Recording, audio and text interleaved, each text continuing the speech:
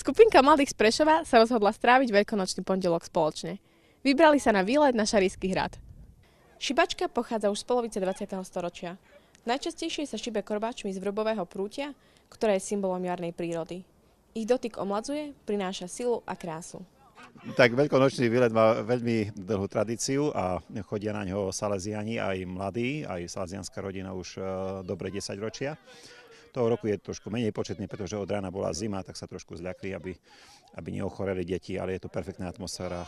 Prešovčania dokázali, že veľkonočný pondelok sa dá prežiť aj inak. Napríklad na túre s priateľmi, hraním hier, športom, prechádzkou a zábavou.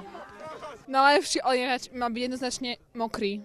Ja si myslím, že oblievač by mal chodiť s rozprešovačom na kvietky, pretože to príjemne osviečí a neuškodí to na zdraví. Ja si myslím, že ideálny oblievač by mal byť v kroji a mal by mať klobúk, na ktorom bude pierko a určite by mal vedieť spievať. Dievčatá na Veľkú noc oblievam z toho dôvodu, že asi pred týždňom nám prasklo potrubie a máme strašne veľa vody v kúpeľni a nemáme čo s tou vodou robiť, takže vlastne to postupne vodou naplňujeme fľaše a olievam dievčatá na Veľkú noc. Oblievam dievčatá, pretože si myslím, že kyslík a hlavne vlastne vodík je veľmi potrebný pre ľudský organizmus a najmä pre ženský. Zo Šarískeho hradu pre Salesiansky magazín Katarína Gáborová.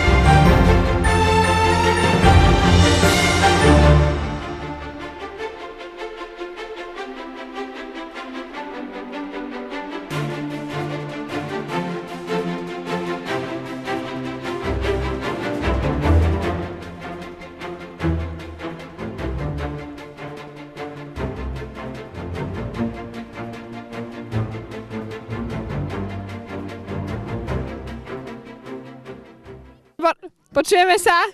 Výborne. Tak máme tu ďalšiu respondentku. Tak poďte sem, poďte ku nám. Áno. Tak, aký má byť podľa vás najlepší olievač? Tak najlepší oblievač, toho som ešte nestretla, ale ak by bol, tak by to bol určite, ja by som to proste videla, že on je najlepší. Na ňom by to tak, niečo by na ňom bolo, že by som cítila, že je najlepší. To sa nedá popísať, to je niečo v ňom. Bude to voňavka? Asi áno, ale nepoviem značku. Pre Salesiansky magazín Katarína Gáborová. Karol, ty budeš si hviezda. Ja si myslím, že správne... Farby si vlasy!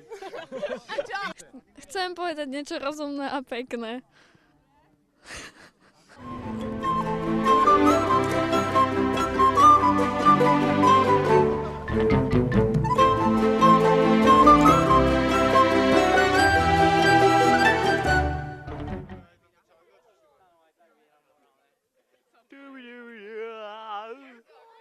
Pán, detiska, už dajte pokoj tej kamere.